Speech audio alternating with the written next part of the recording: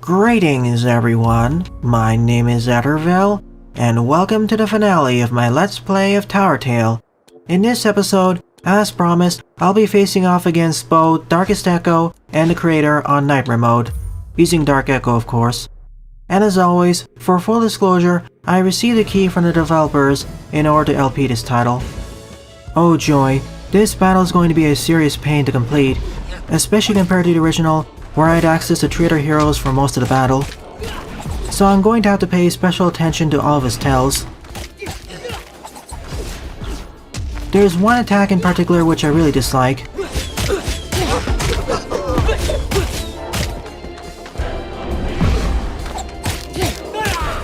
It's this one. The upward swing barely has any build-up, and the downward swing travels farther than what you expect. All the other attacks feel like they have better build-up.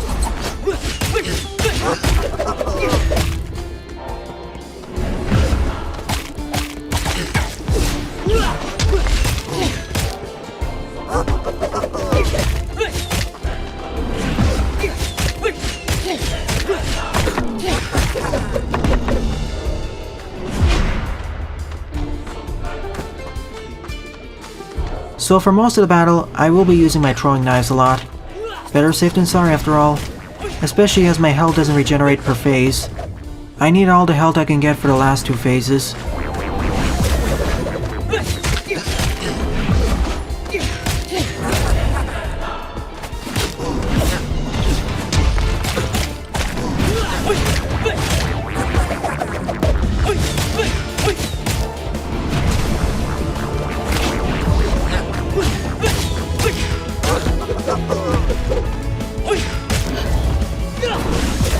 Out of all the bosses in this game, this is the hardest one.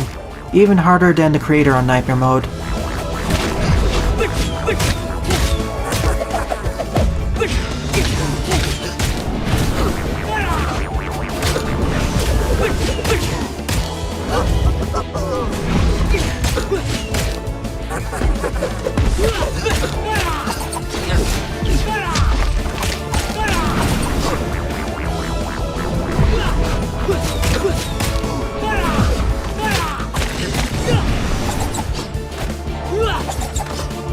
Now I need to worry about his red spears, eye lasers, and those shadowy things erupting from the ground.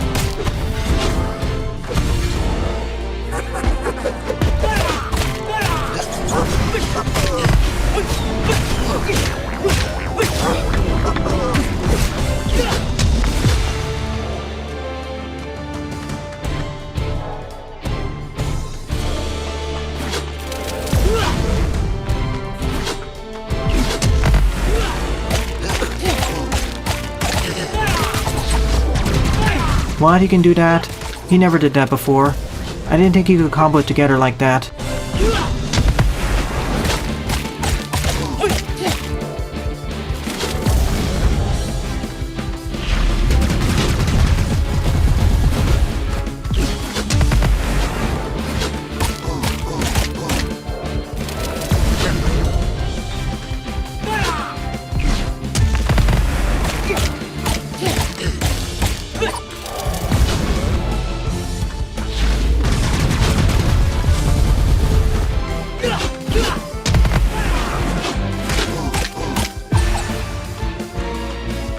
I made it to the last phase.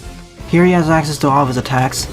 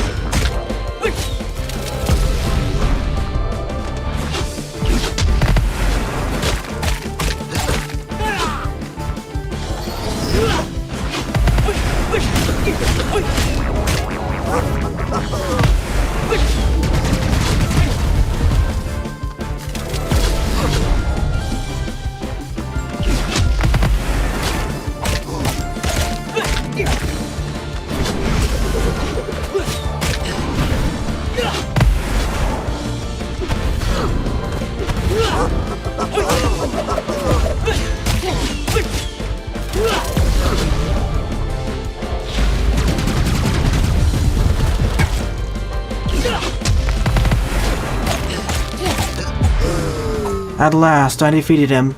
After 2,000 failed attempts. Once again, easily the hardest boss in the game. I wish that upward swing attack had a better tell.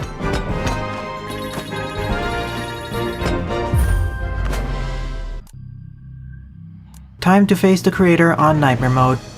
Comparatively, this should be a cakewalk. Their tells are a lot more obvious, plus they are much more predictable.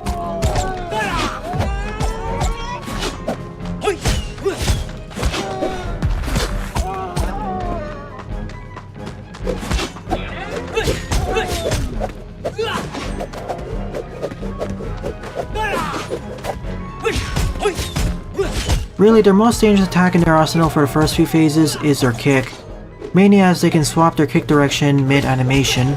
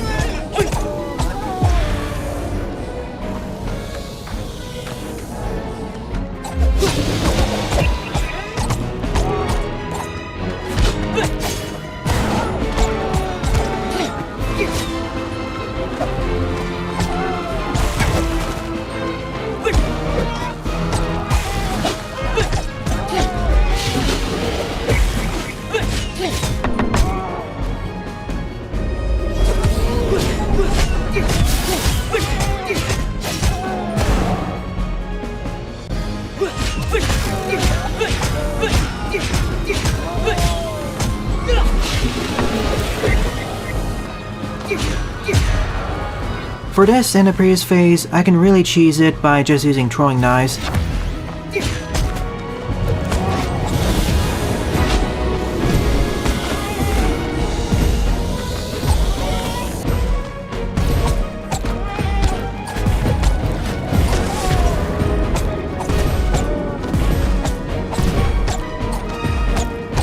This is where Snicklefritz and his boulder would be really handy.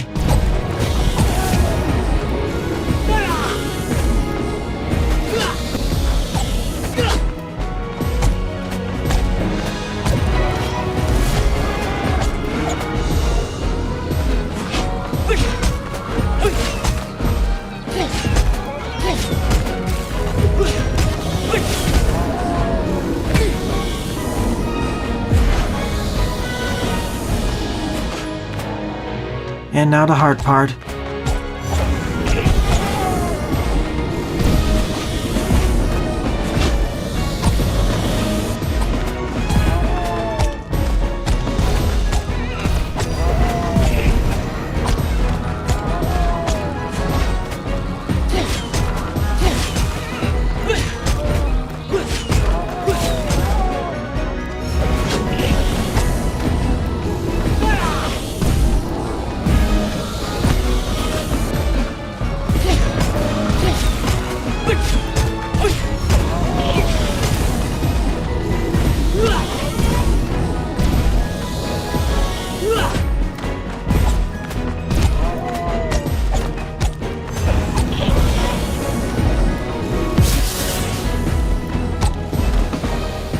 Again, got lucky with the damage roll there. I should have taken 40 or 50 damage.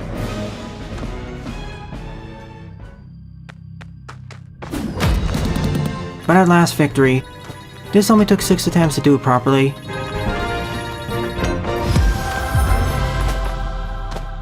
With all this said and done, it's time for me to give my overall thoughts on Towertale as a whole. Starting off with the graphics and music. The graphics were okay. I like the hand-drawn graphics this game has. I also like how each character has their own silhouette and color scheme. Lionel has a blue color scheme, Faendril red, Snicklefritz green, and Dark Echo / Creed black. It fits their personalities. Lionel tends to be one of the more calm characters, Faendril a bit more passionate, Snicklefritz more of a jovial character but holds a lot of wisdom, and Dark Echo wearing black in order to exude a quote-unquote cooler personality. I did like all the boss designs too. None of them felt like repeats of each other. Music was okay as well. Most blended together for me, but a few tracks stood out to me. The title theme, the sad theme, the battle against the lightning samurai, and the true final boss theme. Now onto the story. I felt it did an okay job, but I feel the game could have done better, specifically for Lionel, Faendril, and Snigglefritz's storylines. Creed's storyline I felt the game did a decent to almost good job with, exploring his backstory, character motivations, and showing how he perseveres through all these challenges. I didn't expect for him to have a darker personality split, more so for that split to become friends with the rest of the group following the true final boss's defeat. Lionel and Snigglefritz have the opposite problems. Lionel needs more elaboration into his backstory, Snigglefritz needs more backstory as to his character, as his story does a good job explaining his backstory, and Lionel with his character. Faendril needs more exploration into both her character and backstory. She really got the short end of the stick in this game. In fact, all the characters got the short end of the stick compared to Dark Echo.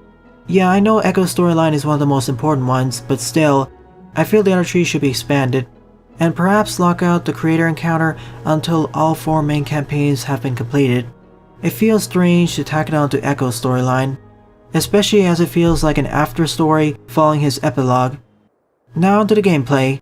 For a game that has heavy emphasis on bosses and the story, I felt like it did an okay job. First and foremost, the controls were all responsive. It did take some time to get used to the delay between actions, especially after dodging, but once I got the hang of it, bosses became more manageable. I like how this game also has assist options. As I mentioned during the graphics section, I like how each of these floors has their own unique bosses, both in terms of design and patterns. All of the bosses have telegraphs for most of their attacks, and they have learnable patterns. So of all the bosses, my favorite one is definitely the Lightning Samurai, especially when you're playing as Lionel or Dark Echo. Certainly one of the more difficult bosses in the game, but I feel is on the fairer side. The main difficulty is reacting to his quick strikes. Unfortunately, this leads me to one of my main gripes about this game, the difficulty balancing. Outside of the final bosses, most bosses aren't really that difficult, barring 3 exceptions, those being the Minotaur, the giant rock golem on Nightmare mode, as well as the Lightning Samurai.